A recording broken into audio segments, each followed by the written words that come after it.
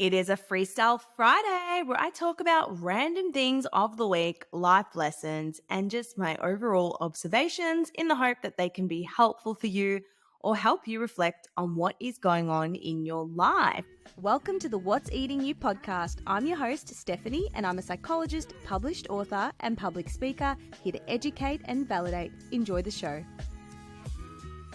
If this is your first time on the What's Eating You podcast, welcome. I'm so grateful and excited that you've chosen to be here today. I hope you get lots out of the episode. And if you do, please don't forget to click the stars if you're on Spotify or leave a little review if you are on Apple. Let's get into it. So I want to start this episode with a challenge of the week and also a highlight of the week. And then I also want to share a discovery of the week. So the discovery of the week is something I have discovered. It can be anything that I want to share with you.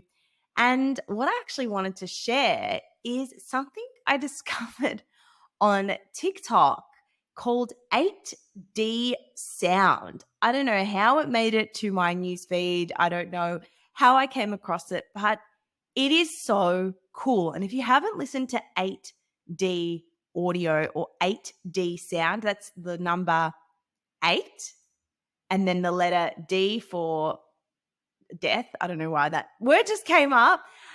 Go listen to it and make sure you put headphones in. So 8D music is essentially a subcategory of music that tricks your brain into thinking you're in a bigger space.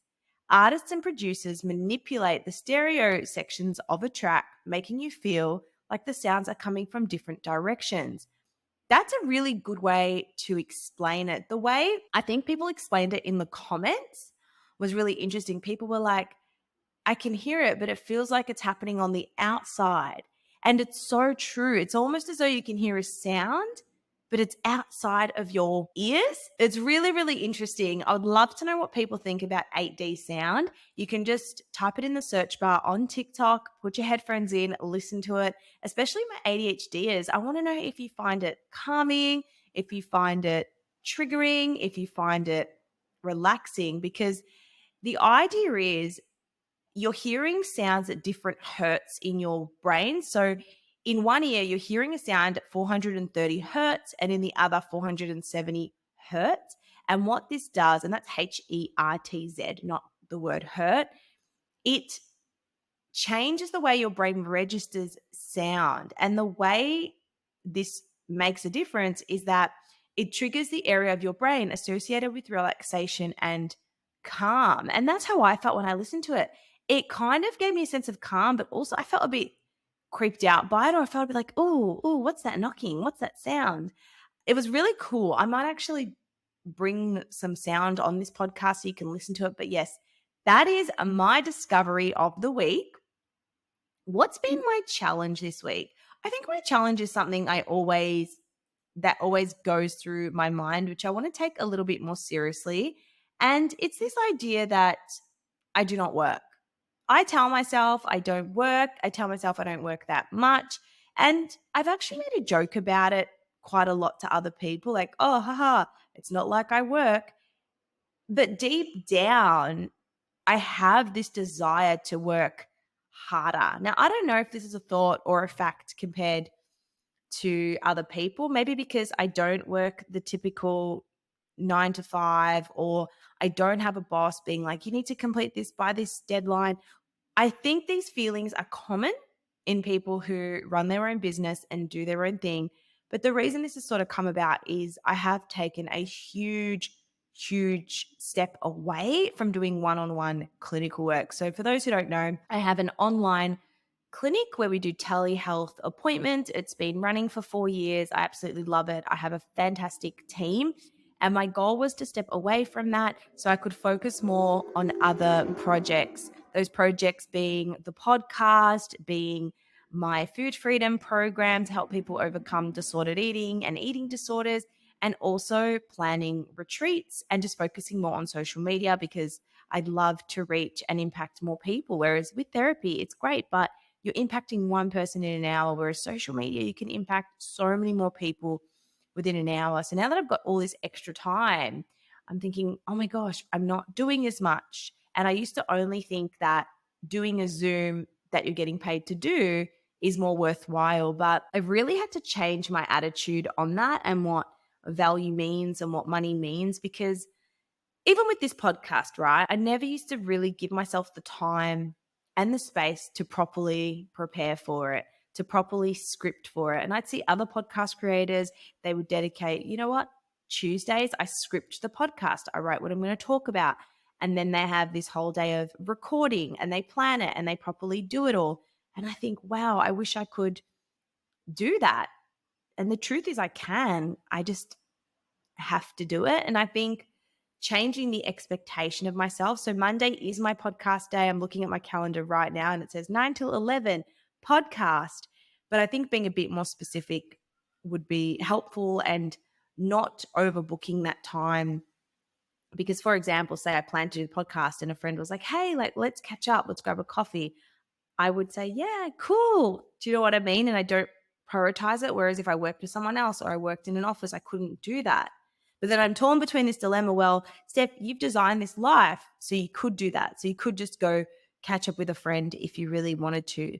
So that's my challenge of the week, is finding this balance in this new space that I have of focusing on exactly what I want to be doing, but then sometimes not taking it seriously because I have the time, or maybe I'm not seeing the direct outcome. But then someone will say, Steph, I listened to your podcast. And I think, okay, people listening to it, it's good. So that challenge I'm going to turn into a goal this week and a goal this month. So this month is to be consistent with the podcast. It's to have 3 episodes go out a week, a Freestyle Friday, and then 2 more educational podcasts. What helps me is when you let me know what you want to hear. So please do let me know. But yes, I wonder what your challenge has been this week. Has it been a relationship challenge? Has it been a energy challenge, a motivation challenge?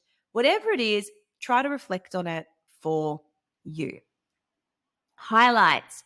Highlights of the week this week was that we finally got a kitchen table. So we've just moved into a new apartment. I have been manifesting this place. I've wanted to live here for quite some time.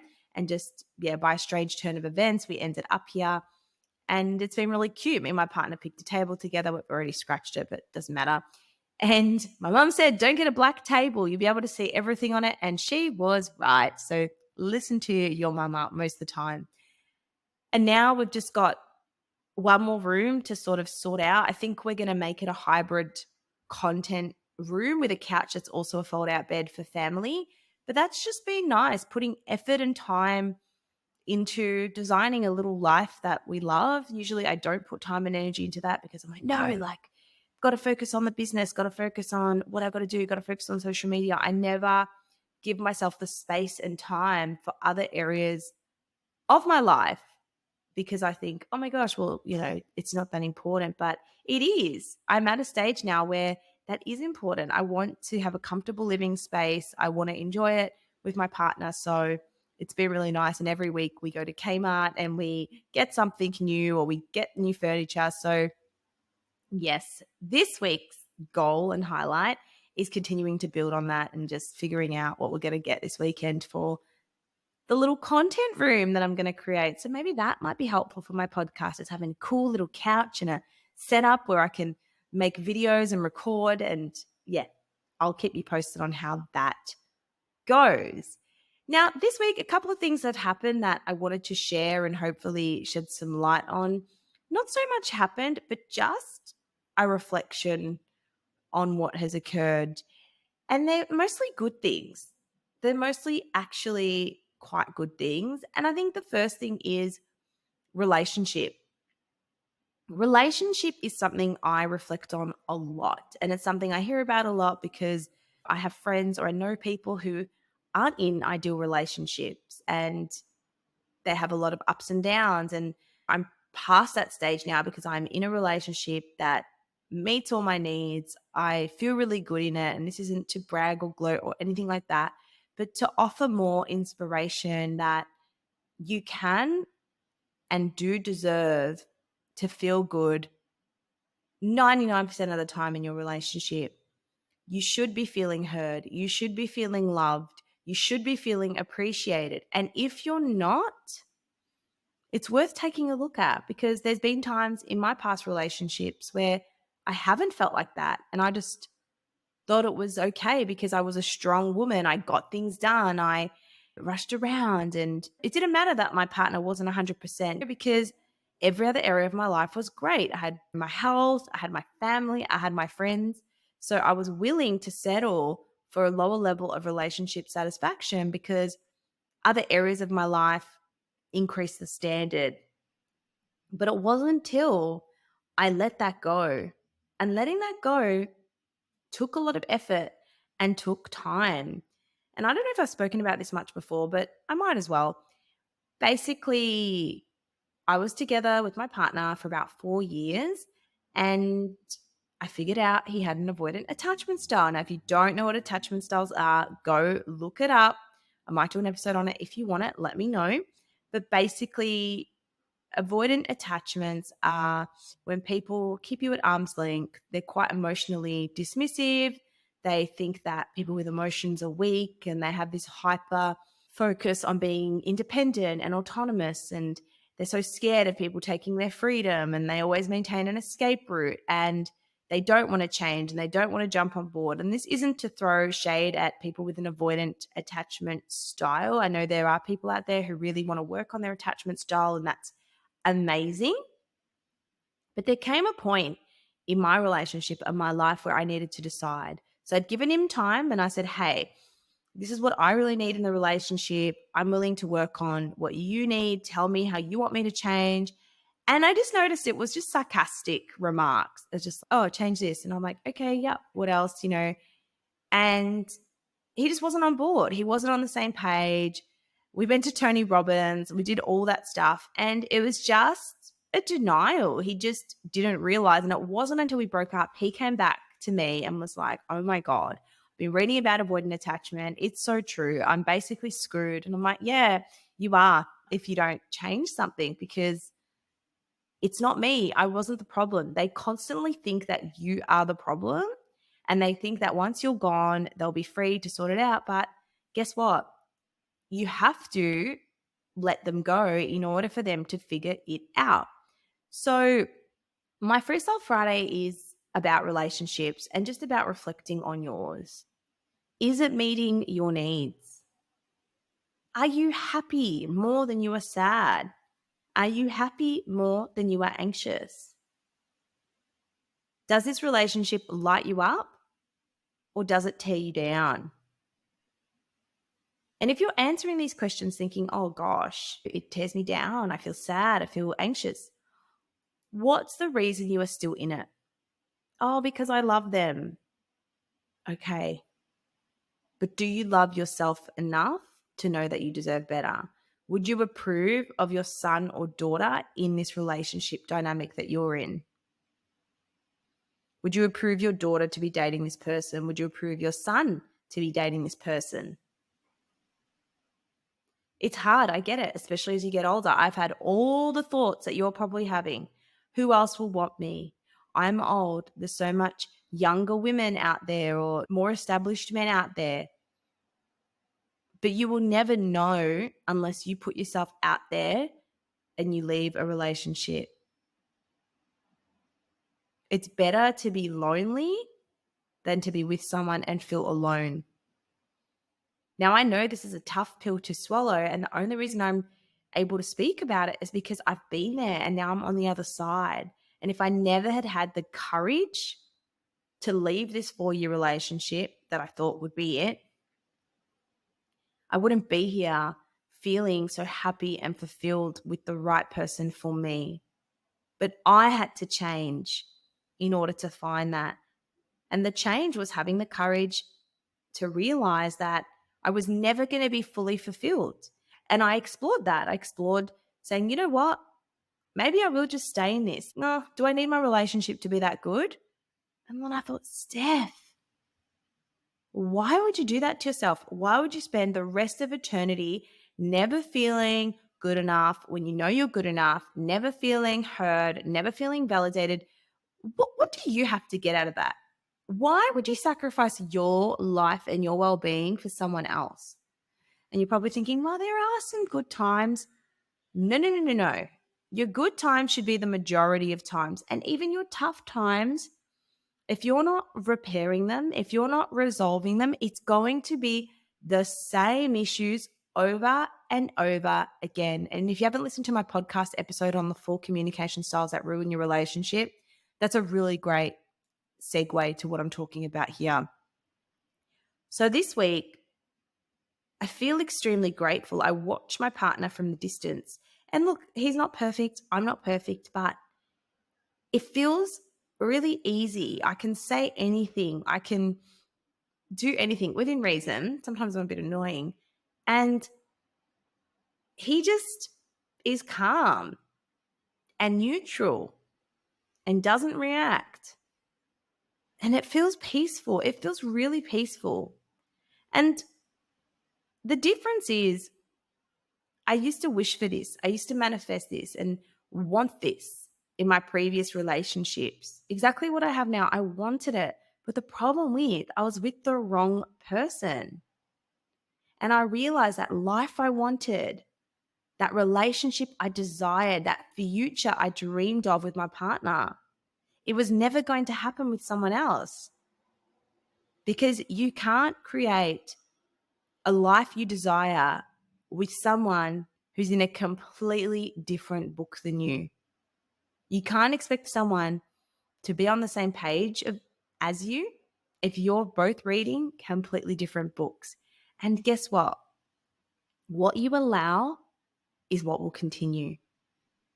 And this has been the biggest game changer for me in so many areas of my life. What you allow is what will continue. So if you and your partner have a disagreement, whatever, he goes out, parties, comes home, doesn't come home, I don't know. And then you get upset for a day, whatever, and then you're friends again.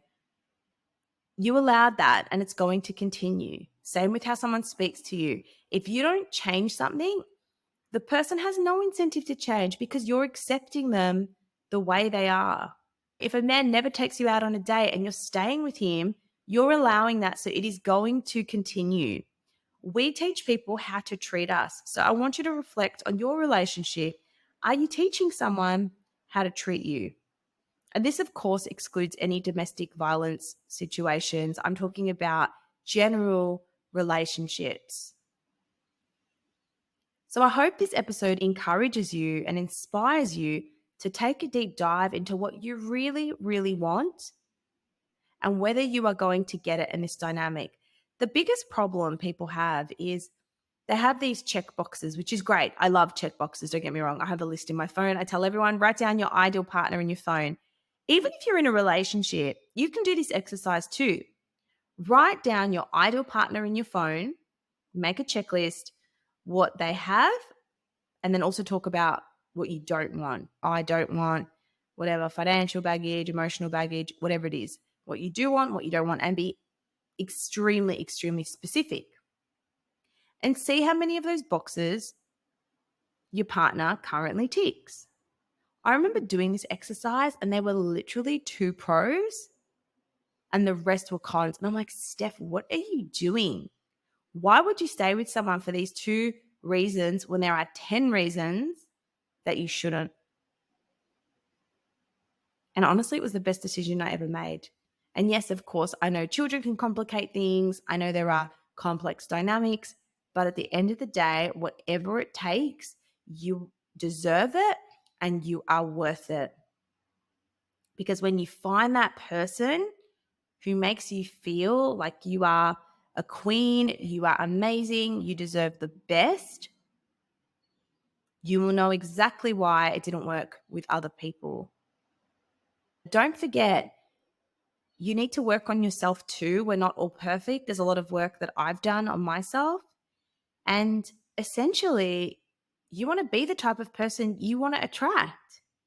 You want to attract someone kind and empathetic, be kind and empathetic. You want to attract someone who is into their health and fitness. Are you someone who's into their health and fitness? So try to be the energy and the vibe you want to attract into your life. And if you are that energy and vibe, then maybe it's not with the right person. Anyways, that's my Freestyle Friday, a bit of a relationship deep dive. Hope you didn't mind that one. If you enjoyed this episode, please let me know. Take a screenshot on Instagram and feel free to DM me if you have any episode requests. Have the best week, and I'll see you in the next episode. Thank you for listening to today's episode. I am truly grateful for you being here. If you got something out of today's show, please take a moment to leave a rating or review. To access more resources or support, check out the show notes below. See you next time.